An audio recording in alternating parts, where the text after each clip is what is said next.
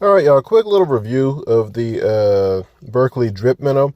I haven't seen anybody talking about this bait, so I'm going to have to do it myself. I bought one. I bought a package out of curiosity, and after trying to find some video footage of this thing in the water, and there's just not a lot of information out there about this bait.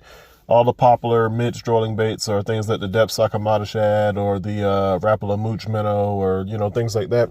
Nobody's talking about this drip minnow. So first of all, what you get are super realistic, or a lot more realistic look to it. The aesthetics of this bait are actually really good. They look like natural minnows. They have some hot colors that they've got a pink over white and a chartreuse over white.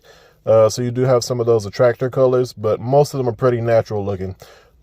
This thing looks pretty much like if you just reach your hand into a bucket of shiners and just pulled it out, and you would have one in your hand looking just like this for the most part. That little tail on the end of it doesn't do anything in the water really, so you're not going to get a paddle or anything like that, but it does have a nice little flicker to it when you're fishing it in the water.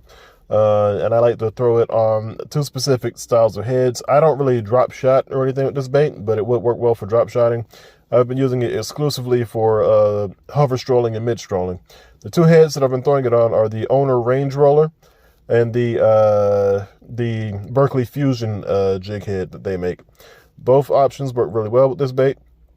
I like the Fusion head in a little bit heavier size to make it in a 3/16 in the 1/0 size for the small 3-inch bait.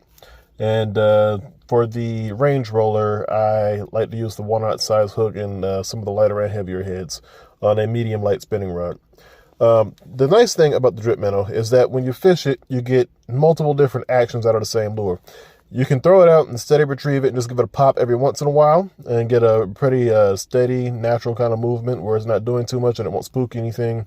You can also shake the rod tip, the traditional strolling technique, and you will get a lot of body roll out of it. And as you can see here, it gives you a really good flicker from top to bottom as it rolls from side to side. I like to use the two-tone colors for that reason, because you get that good little flicker. It's a nice little minnows type of action when you're fishing that bait. They are a little hollow on the inside. They don't last very long. They're soft, so use these sparingly. Whichever ones get tore up while I'm fishing it strolling, I'll take it off and drop shot with it then. And also, they do come packed with that power bait scent.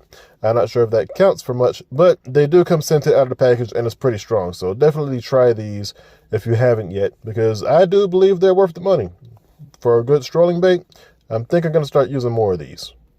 The 3-inch size works great for smallmouth. They also have larger sizes that are great for largemouth.